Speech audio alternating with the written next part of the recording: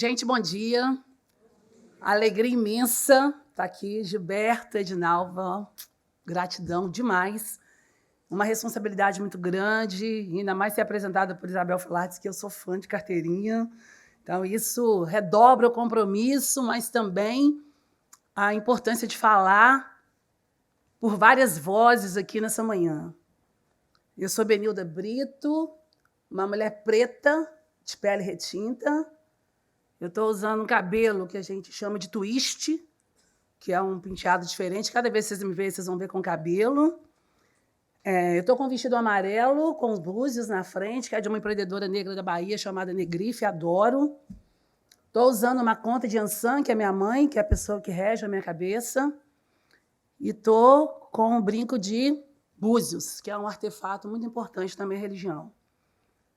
Eu sou uma mulher negra, lésbica, eu sou do axé, eu sou neta da dona Benigna, filha da dona Zaira. Mas, acima de tudo, ainda uma sobrevivente aos racismos cotidiários que toda mulher preta desse país enfrenta historicamente. Hoje é terça-feira, na minha religião é dia de Ogum. Ogum, para nós, é aquele que amola as ferramentas, ele é o ferreiro. Ele também é o soldado. A gente costuma brincar, falando sério, e quando a gente quer gritar por justiça, a gente chama Ogum. A gente chama Xangô, que é o orixá da justiça, aquele que bate o martelo. Agora, Ogum é o soldado. Para nós, ele é o soldado do bem. A gente dá presente para Ogum. A gente confia em Ogum.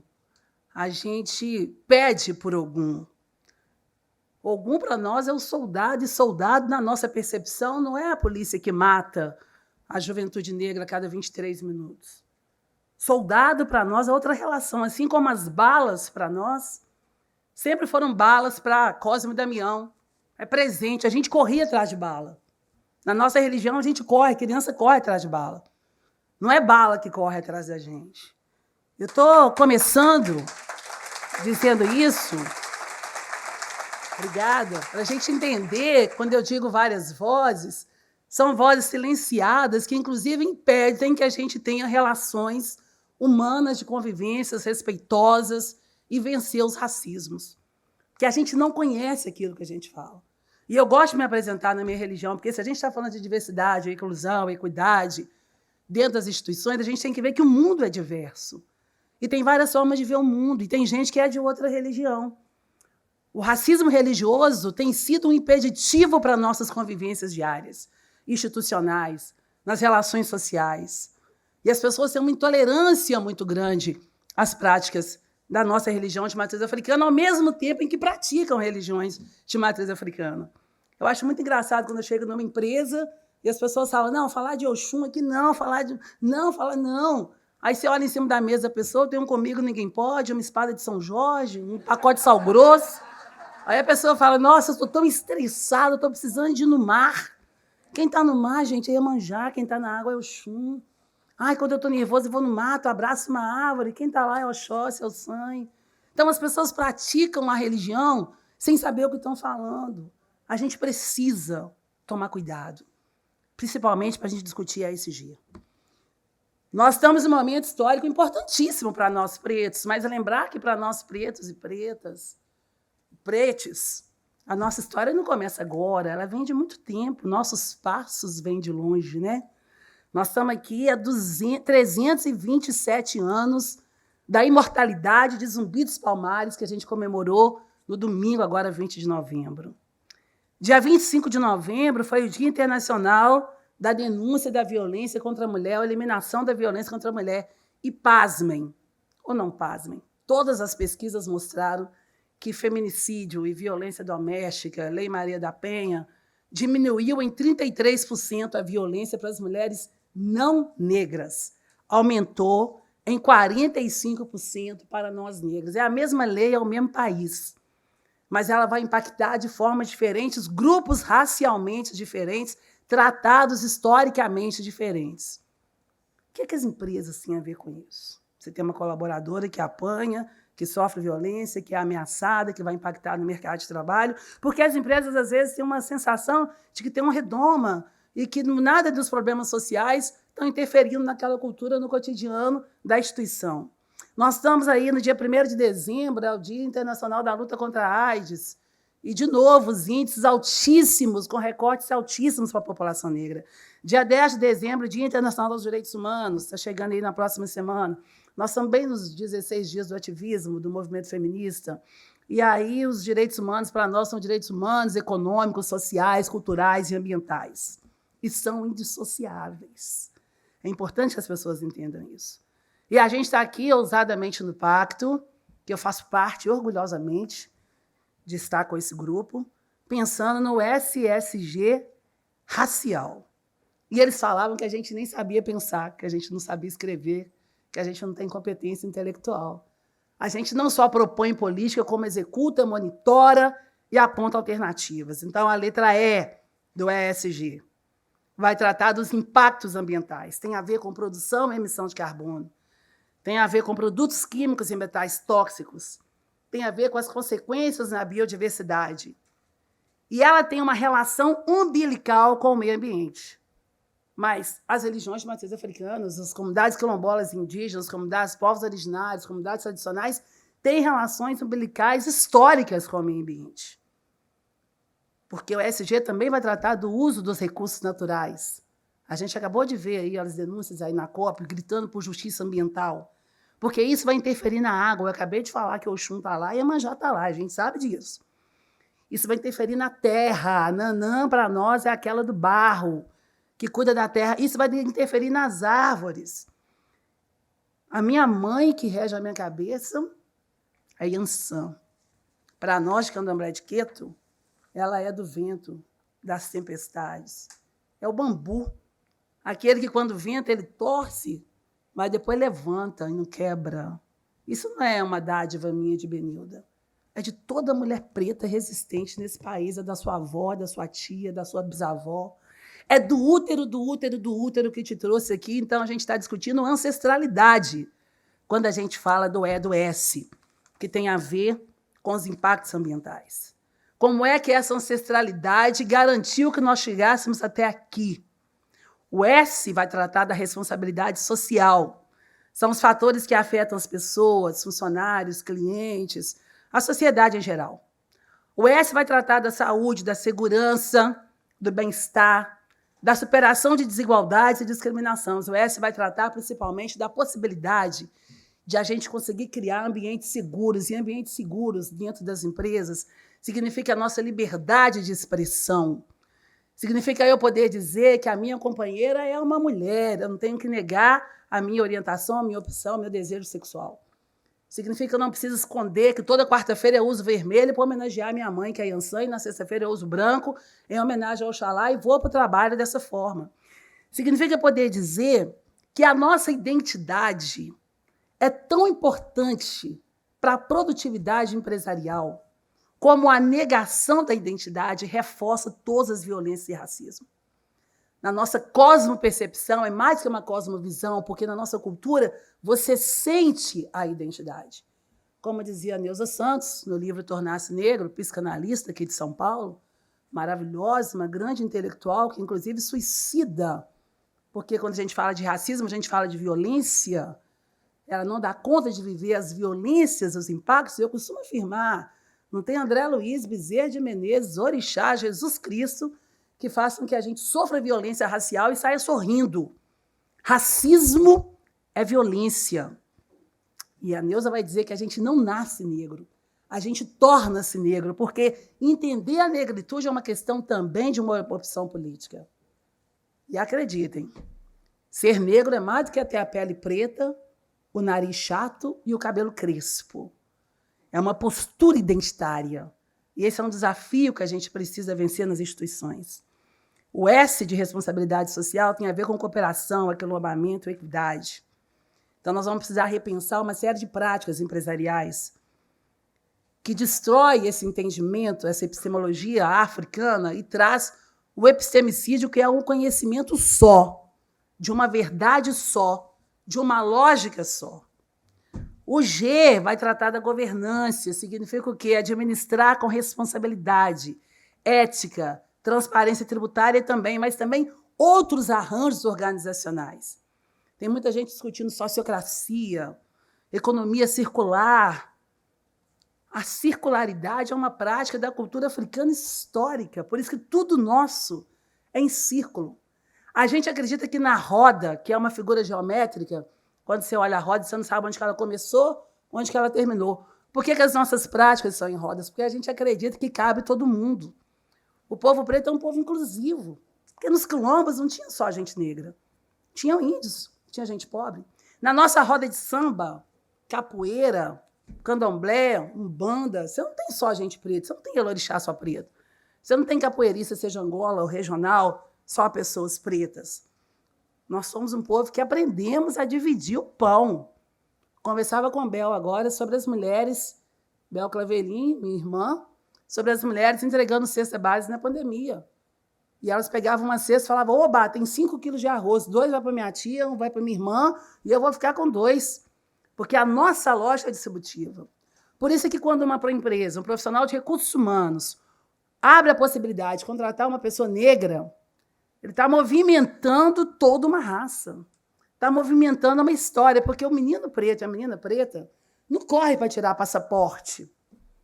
Ele corre para tirar carteira de trabalho. É a primeira ação da gente.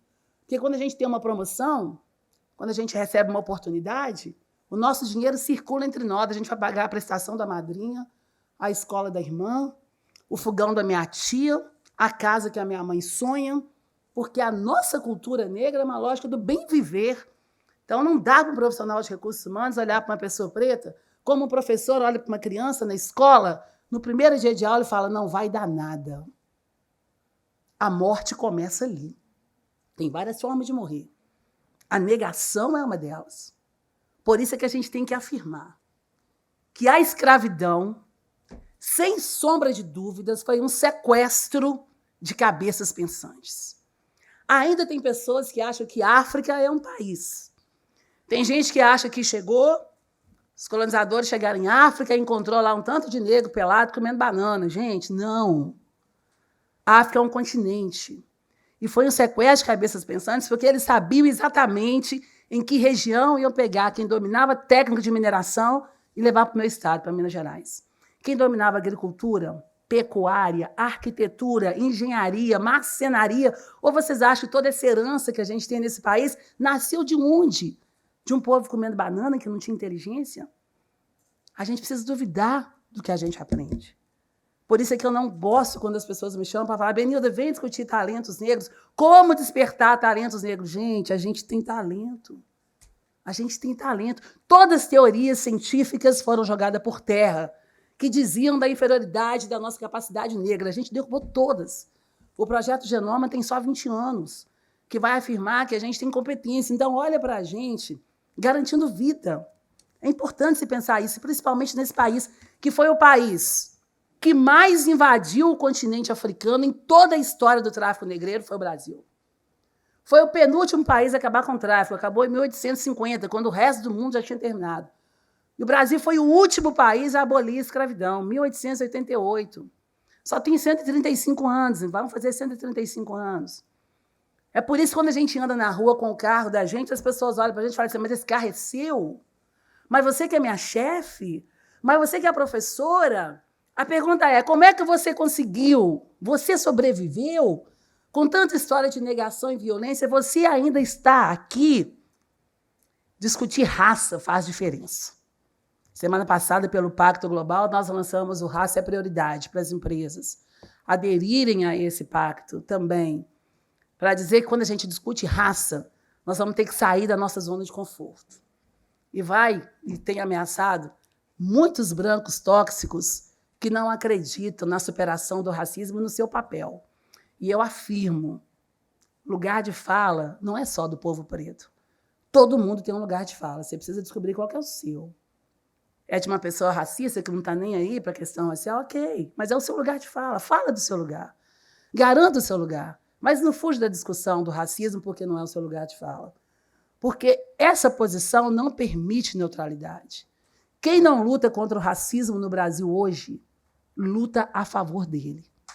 E o silêncio não salva a gente. Não salva a gente. Então, Eu faço um apelo em nome de tantas vozes, de mães, de mulheres negras, desses dados que a gente vai ver em todas as outras mesas. Precisa parar de matar a gente.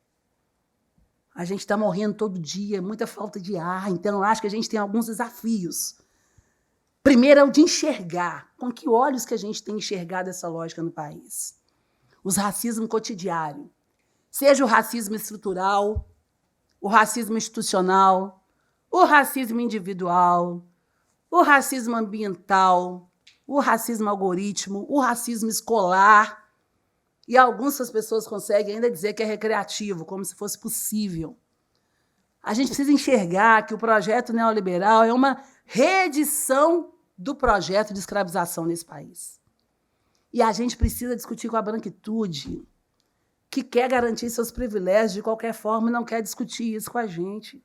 É preciso entender que quando o mundo está ruim para nós, ele vai ficar ruim para todo mundo. E o nosso problema não é contra a pessoa branca. As pessoas me perguntam, Benil, você tem amigos brancos? Gente, eu tenho um punhado de amigos brancos. Eu já namorei mulheres brancas, porque eu sou uma mulher livre, lésbica, a favor do amor. Não é sobre isso. A nossa luta é contra uma ideologia, um sistema, uma necropolítica que congela ao mesmo grupo racialmente idêntico as menores oportunidades. O que eu quero dizer com isso é que quando pessoas de pele preta, cabelo crespo, nariz chato, sofrem as mesmas violências, sejam sociais, ambientais, econômicas, escolares, eu quero dizer que isso não se trata de coincidência. Isso é um projeto. Os meus alunos na universidade dizem, professora, mas vocês são a maioria dos pobres, porque vocês são a maioria da população. O Brasil, assim, o segundo país de maior população negra. Mas, então, nós deveríamos ser a maioria dos CEOs nas empresas. Nós somos o segundo país de maior população negra. Nós deveríamos ser a maioria dos diretores, dos administradores, dos economistas, dos dentistas. A gente conseguiu, sim, uma entrada histórica dentro da universidade. Mas isso não impacta em nenhum milímetro na régua da desigualdade financeira e social. É preciso enxergar. É preciso perceber. Perceber o que é a ausência negra. Sabe aquele teste do pescoço? Vai no restaurante, vai na empresa, olha para um lado. Não tem preto, olha para o outro. Não tem preto, olha para cima, não tem preto. Tem errado. Tem errado. A gente precisa fazer o teste do pescoço. E isso precisa incomodar a gente.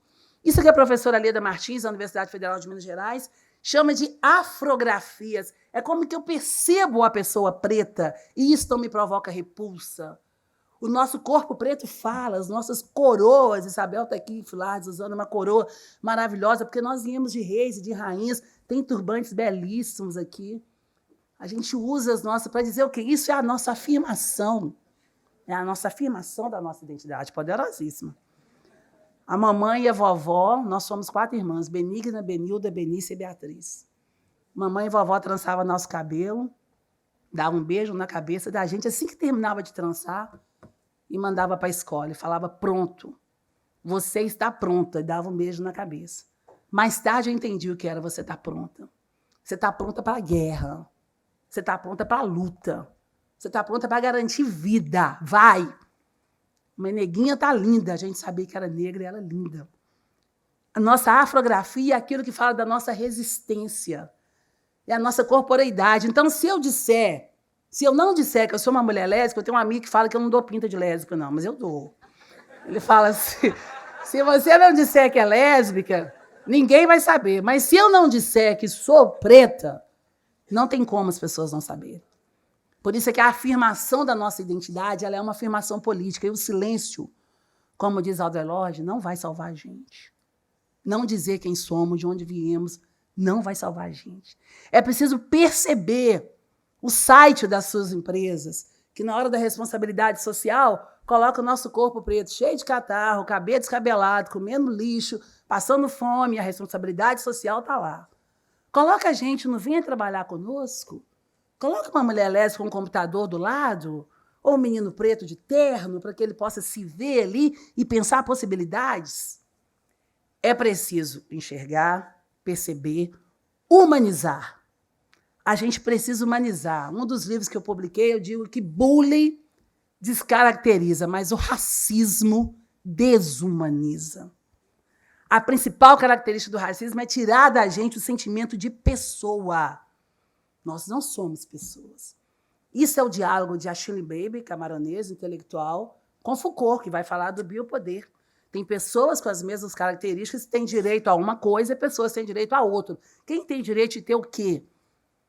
Foucault vai falar do biopoder, o direito da vida e o poder da morte. Mas Achille Mbembe vai falar, opa, peraí, tem o biopoder sim, mas tem a necropolítica, que vai fazer com que o povo da Benilda não morra, mas sobreviva. Em que condições? Com o auxílio emergencial, com a Bolsa Família, com a ajuda lá do saneamento, a falta de saneamento, vai criando alternativas, porque nós somos um povo que nós criamos alternativa de sobrevivência, gente. Na abolição, Isabel fala, tá livre, vai para onde?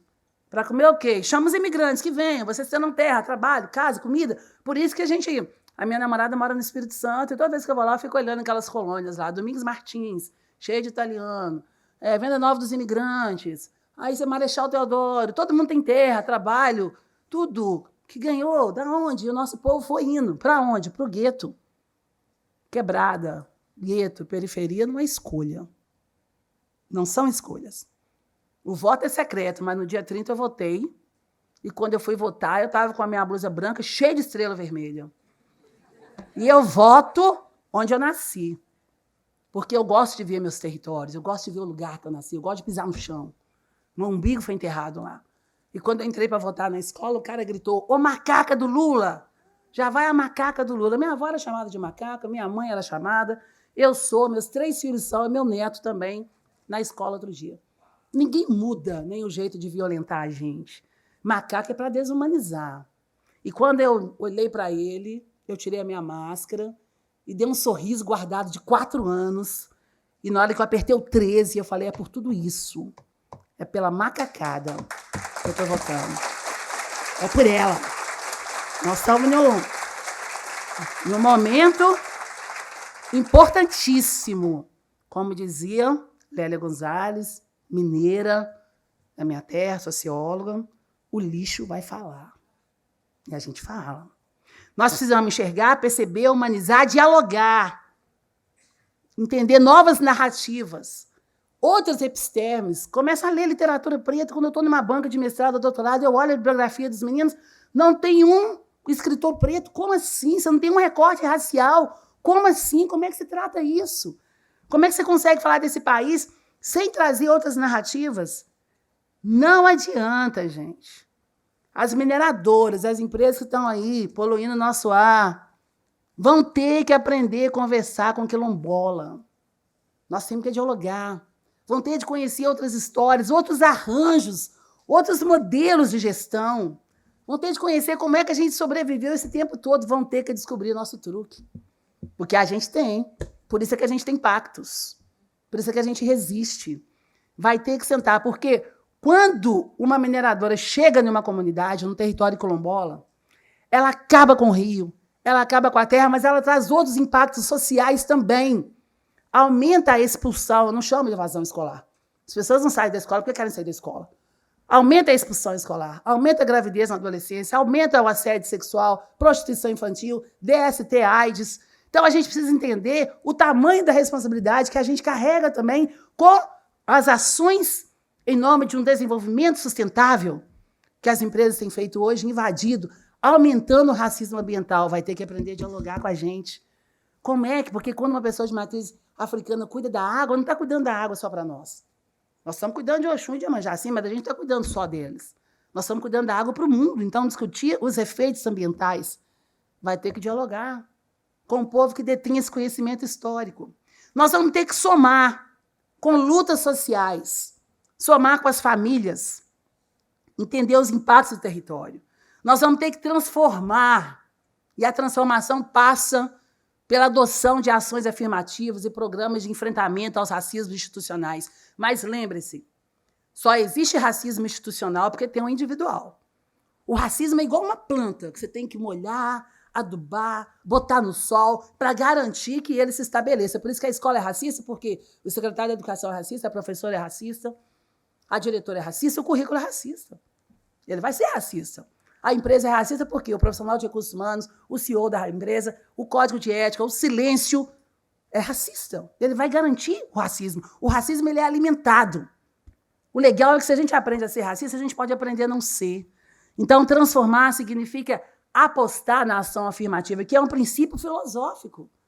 E a filosofia não nasce em Grécia, não, gente. Ela vem dos povos quemetianos há mais de 3.100 anos antes de Cristo, onde os quemetianos discutiam astrologia, filosofia, porque, eu repito, tudo vem de África, nossos passos vêm de longe.